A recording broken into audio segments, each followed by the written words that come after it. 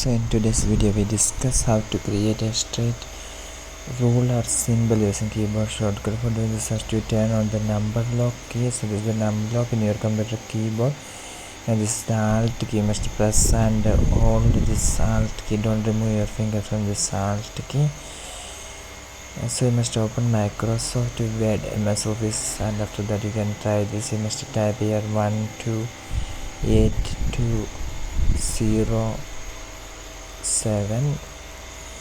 After that you can release your finger from this alt key. So you can see that this symbol have been arrived.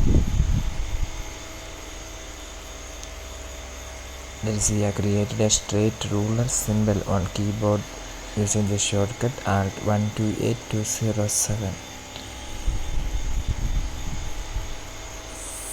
For more you can subscribe. Thank you.